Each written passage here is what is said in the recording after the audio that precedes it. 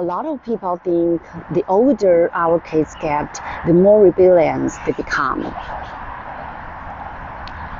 But where does that rebellion really come from? Today, let's talk about the thinking pattern behind our kids' behavior and what kind of support we, as parents and caregivers, can give them by creating a healthy space for communication. My daughter accidentally knocked over a bottle of Mao Tai, a rare and expensive Chinese liquor that had been in our family for over 30 years. She froze, completely stunned. In her mind, a storm was coming. Why? Because last time she scratched our rice cooker while washing, and I scolded her. That was just a few hundred yuan, but this time, thousands. So she braced herself. Guess what did I say? Are you hurt? She looked up, confused. That wasn't part of her prediction. You see, the mind look like a Bayesian prediction machine. It uses the past experience to predict what's likely happen next. For kids, this means every react from us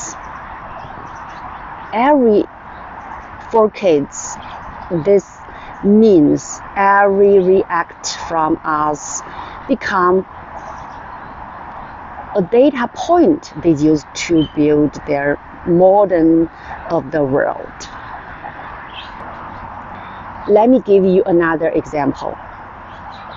Imagine a kid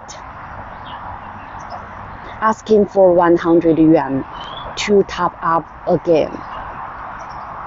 Parent A says yes in a good mood, but no when stressed. Parent B gives small amounts, but no 100.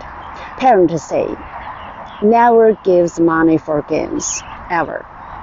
So over time, kid A learns to study parent's mood before asking.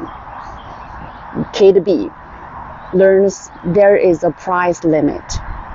Kid C, they might give up.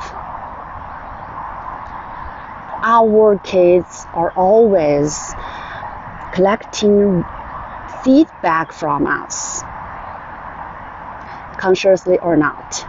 Over time, they form their own logic system to navigate life. As parents, what we do shapes how their brains model the world. So, when that bottle broke, I didn't scold my daughter. I asked she was okay and admitted that I shouldn't left it on an open shelf. Her surprise was because I broke pattern. But that shift didn't happen overnight. Between the rice cooker and the liquor bottle, something in me changed. I realized that her experience and safety are worth more than any object. If the same rice cooker situation happened again today, I wouldn't react the way I did back then. I used to see things from the adults' point of views, assuming she should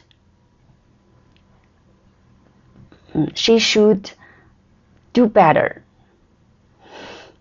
But she was just trying, and she had no idea what a steel scrubber does to a non-stick pot. That was a chance to explore cause and effect, but not a reason for blame. Over time, she updated her motto. My parents care more about me than about things. Maybe I can try again next time. We often say learning from the past, but many families skip the reflection part. A disagreement that could have become a learning moment turns into an argument about who's right. The problem is not child. It's often our values. What do we think really matters? If we keep changing reflections, today this matters, tomorrow something else, how can our children consistent expectation? Try this. Take a quiet moment, write down the things that trigger your emotions. Ask yourself, what exactly am I reacting to? That's not just parenting. That's self-awareness. That's love. In another video, Not Busy, Just Brains Hijacked, this update talked about how we can train the brain's control system. One of the best ways of training your brain is writing down your own reflections. So, what is the most valuable inheritance we give our children? It's not money. It's a well-built thinking model. One that gives them handle uncertainty, solve problems, and build relationships. Since becoming a parent, I've kept learning. My daughter growing up pushed me to grow up. Write these reflections turns into a habit. Sharing these here with you became part of my growth. Watching her go from ABCs to fluent English inspired me to restart my own English journey. Honestly, it's not so much that I'm changing her, it's that she's changing me. Let's talk about space. We all learn best from experience. And when you are young, the cost of mistakes is low. So let me give our kids more room. as long as their safety isn't at risk. Now, after dinner, it's my daughter who cleans up. Places still get broken sometimes, but she watches how light hits the broken pieces, and she's learned to wrap sharp shards in plastic before tossing them to protect whoever takes out the trash. She used to be scared of falling, probably because I kept her in a stroller too long. Now she plays and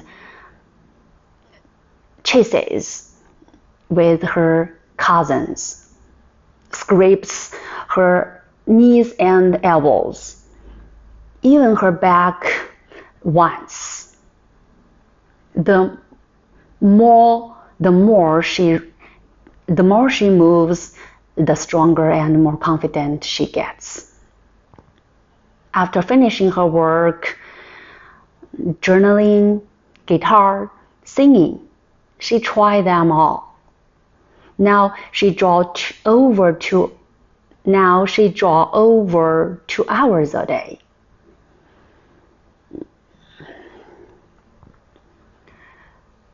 Even says her handwriting gets better from all the line control practice.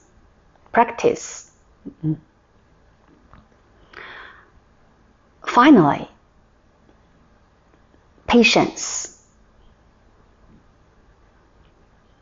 Even when we change, it takes time for kids to shift to. Their old mental models needs lots of new experience to rewrite. That takes time. Rome wasn't built in a day. What about Mao Tai? There was still a little left in a bottle. I used it to cook some river snails. And you know what? They turned out amazing. Sometimes life's little messes leave behind the best flavors. If this story resonated with you, feel free to share it and let me know in the comments. How have your kids changed you?